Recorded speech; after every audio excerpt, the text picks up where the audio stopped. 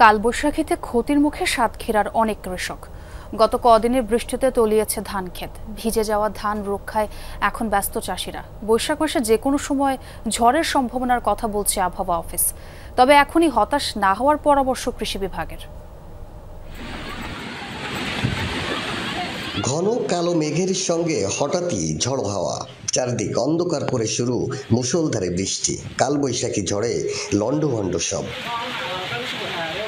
চলছে বোরো ধান কাটার মৌসুম। তবে সাতক্ষীরা জগদানন্দ কাটির কৃষক ফজর আলীর মাথায় হাত। বৈশাখের প্রথম ৪-৫ দিনের ঝড়ে তলিয়ে গেছে তার সোনালী ধান।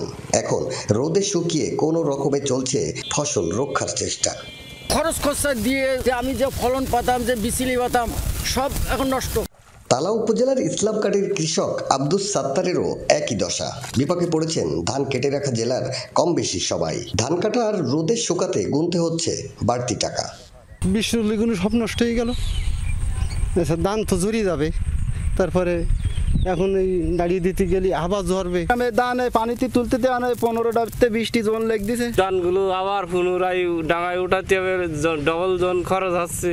দুর্যোগে এলোমেলো ধানক্ষেত, কিন্তু কাবু করতে পারেনি হতাশা। 10-15 দিন আবহাওয়া অনুকূলে পেলেই ধান ঘরে তোলা যাবে মনে করছেন কৃষকরা।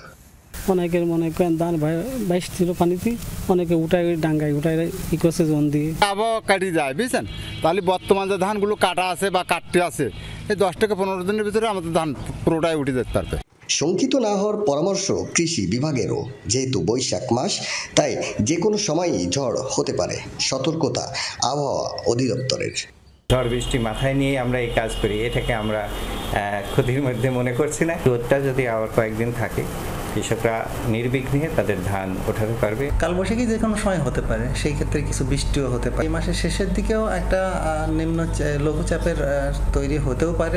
কৃষি বিভাগের মতে জেলায় এবছর ৮০,৭৫৫ হেক্টর জমিতে বোরোর আবাদ হয়েছে। ধান কাটা হয়েছে ৩৪,০০০ হেক্টর জমির। আকরামুল ইসলাম, যমুনা নিউজ, সাতক্ষীরা।